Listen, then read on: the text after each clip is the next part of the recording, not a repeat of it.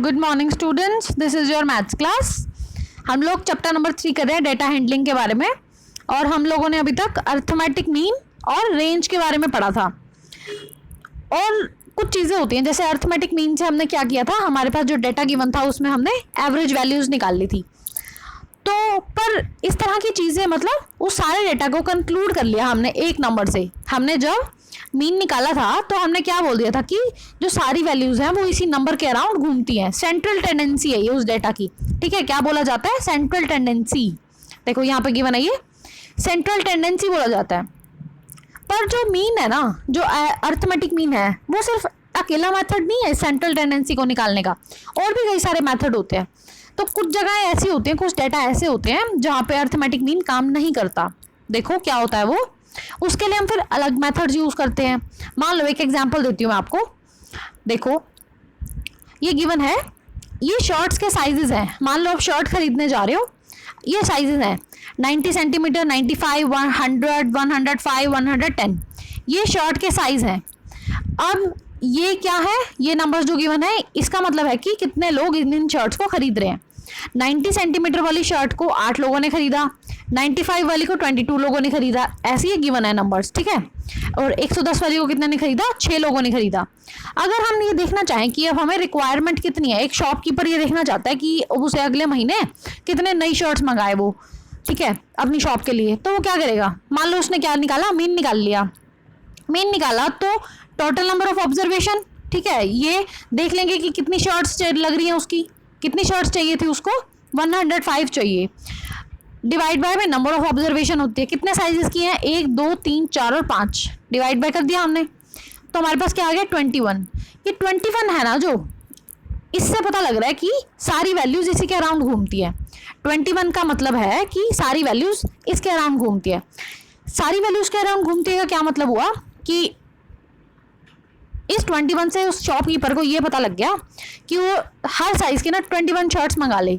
90 centimetre वाली भी 21 मंगा ले, 95 की भी 21 मंगा ले, 100 की भी 21 मंगा ले।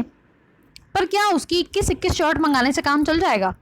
90 सेंटीमीटर वाली तो उसकी बिकती ही नहीं है, उसके तो सिर्फ 8 लोगों ने खरीदा था, तो वो 21 मंगा के क्या करेगा?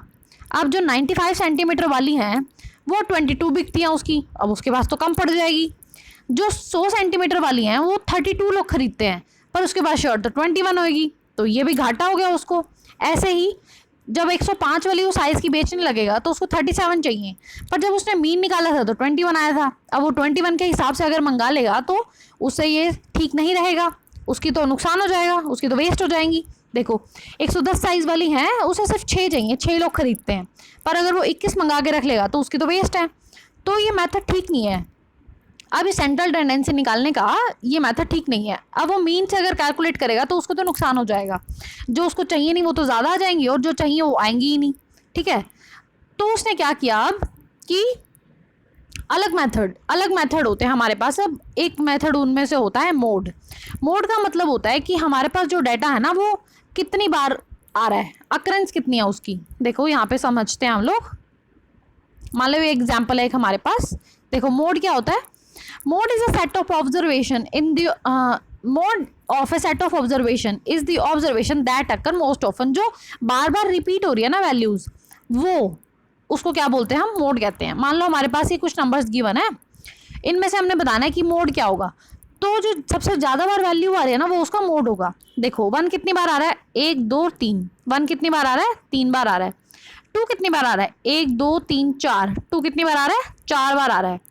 3 एक ही बार आ रहा है, और 4 2 बार आ रहा है। तो सबसे ज़्यादा बार कौन आ रहा है? 2 आ रहा है ना। तो हमने क्या कह दिया कि 2 इस डाटा का मोड है। हमने मीन निकाला था, हमने रेंज भी निकाली थी, अब हम क्या सीख रहे हैं? मोड निकालना सीख रहे हैं। मोड कैसे निकालते हैं? जिस डाटा में सबसे ज़्यादा वैल्यू होते हैं ना, जो वो उसका क्या हो जाता है? मोड हो जाता है, ठीक है। तो ये तो हो गया मोड निकालने का तरीका। अब देखते हैं कि मोड ऑफ लार्ज डाटा। अगर हमारे पास बड़ा सारा डाटा गिवन है तो हम कैसे करेंगे? मान लो एक एग्जांपल लेते हैं हम लोग। मान लो एक पार्टी हो रही है, कोई लंगर चल रहा है, मान लो उसमें 25 लोगों को खाना खिलाना है, उनमें हमें चपाती चाहिए। अब हमें देखना है कि 25 लोगों के लिए हम कितनी रोटी बनानी है हमें, ठीक है, हमें कितनी रोटी चाहिए 25 लोगों के लिए। सबसे पहले तो हमने ये देखा कि हर एक बंदा कितनी कितनी रोटी खाता है। मान लो हमने पूछ ही लिया उनसे जा जाके ठीक है, 25 लोगों के लिए कितनी रोटी बनानी है हमें ये पता करना है। और पहले हमने क्या किया, उनसे पूछ लिया। देखो पहला बंदा 2 खाएगा, दूसरा बंदा 3 खाएगा, ऐसी तीसरा बंदा 2, फिर 3, 2, 1, 2, 3, इस तरह से क्या किया उन्होंने, सबने बता दिया कि हम इतनी इतनी चपाती खाएंगे। ठीक है, तो हमें इससे क्या पता लगा, मान लो अगर हम मीन निकालने लगेंगे तो भी ठीक नहीं होगा। ठीक है, अगर हम मोड निकालने लगें, मोड निकालें तो सबसे ज़्यादा जो वैल्यू आ रही है ना, जो सबसे ज़्यादा अक्कर हो रही है, मोड आ जाएगा 2। मोड क्या आ जाएगा 2। तो 2 अगर मोड आ गया और 25 लोगों के लिए रोटी बनानी है हमने, तो हमारे पास आंसर क्या आ जाएगा 50। इसका क्या मतलब हुआ कि हमें 50 रोटी बनानी है। इसका मतलब यही हुआ ना, हमने मोड निकाल लिया 2, मतलब कि हर बंदे को 2 रोटी चाहिए। और कितने लोग थे, 25 लोग थे, तो इसका क्या मतलब हुआ कि टोटल 50 रोटी बनानी चाहिए हमें। पर क्या अगर हम इन सबको ऐड करें तो सिर्फ 50 नंबर आएगा, पर 50 तो नहीं आएगा। तो इसका क्या मतलब हुआ, 50 रोटी तो पूरी नहीं होंगी, कम रह जाएंगी रोटी। तो इसका मतलब ये हुआ कि मोड भी एक सही तरीका नहीं है सेंट्रल टेंडेंसी को नापने का। तो हमें क्या नापना चाहिए, एक और मेथड होता है हमारे पास, वो क्या होता है, मीडियन। क्या पढ़ा हमने, मोड पढ़ा, अब हम पढ़ेंगे मीडियन। ठीक है, मोड क्या होता था, जो वैल्यू सबसे ज़्यादा बार अक्कर हो रही है, जो बार बार रिपीट हो रही है, उसे हम क्या बोलते थे, मोड बोल देते थे। अब आता है मीडियन। मीडियन क्या होता है, देखो यहाँ पे डेफिनेशंस लिखी है मैंने। देखो मोड क्या होता है, the mode of A set of observation is the observation that occur most often, जो बार बार अक्कर हो रही है। ठीक है, मीडियन क्या होता है, it refers to the value which lie in the middle of the data.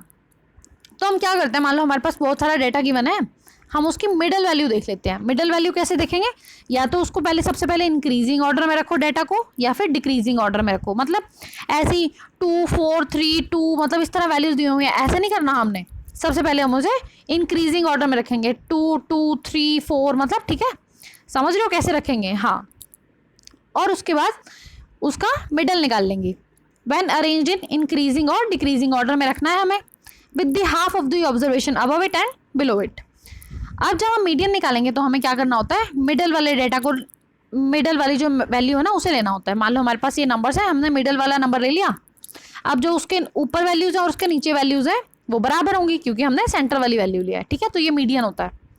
चलो एग्जाम्पल से समझते हैं। मान लो हमारे पास यहाँ पे 17 स्टूडेंट्स हैं।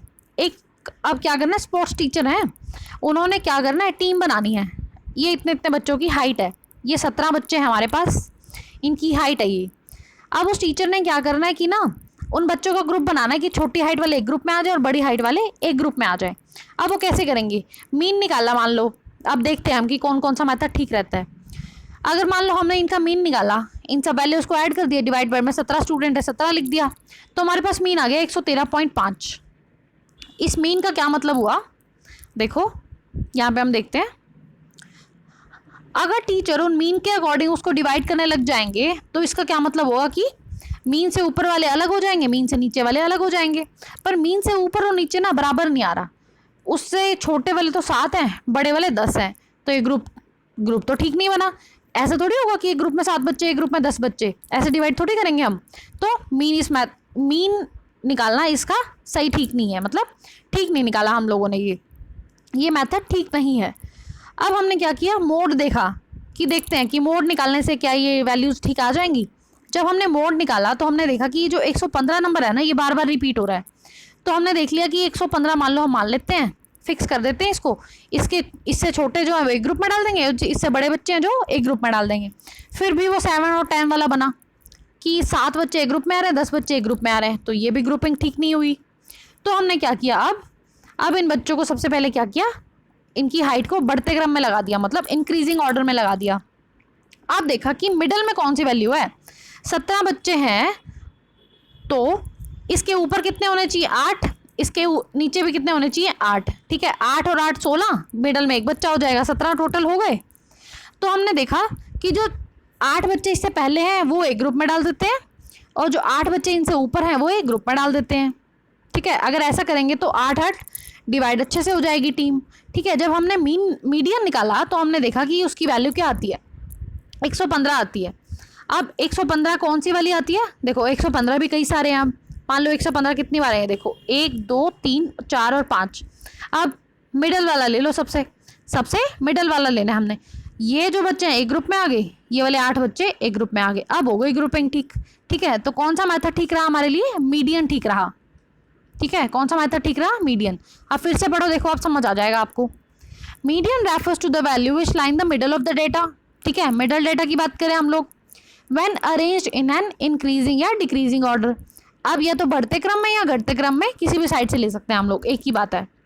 With half of the observation above it and other half below it. अब आधी तो उससे नीचे होंगे और आधे उससे ऊपर होंगे, तो हम बिल्कुल सेंटर वाला निकाल लिया। ठीक है, तो हमने क्या सीखा? मीन सीखा पहले, रेंज भी सीखी हमने। आज हमने क्या सीखा? Mode and median. ठीक है, मोड क्या होता था? जो डेटा सबसे ज़्यादा बार अक्कर हो रहा है, सबसे बार बार रिपीट हो रहा है। मीडियन क्या होता था? जब हम डेटा को इंक्रीजिंग या डिक्रीजिंग ऑर्डर में अरेंज कर देते हैं, उसकी मिडल वैल्यू हो जाती है। ठीक है, तो आज का आपका होमवर्क क्या है? आपको एग्जाम्पल नंबर 5, 6 और 7 करने हैं अपनी बुक में से। जिनके पास बुक है वो देख लेना पेज नंबर 65 और 68 पे। जिनके पास बुक नहीं है वो मैंने यहाँ पे एग्जाम्पल दे दिए हैं। देखो एग्जाम्पल 5, 6 एंड ये 7। ठीक है, चलो इतना ही करो आज अच्छे से। जो चारों चीज़ें मैंने आपको समझाई हैं वो करो। एक्सरसाइज 3.1 भी रिवाइज कर लेना। चलो आज इतना ही करते हैं। Thank you.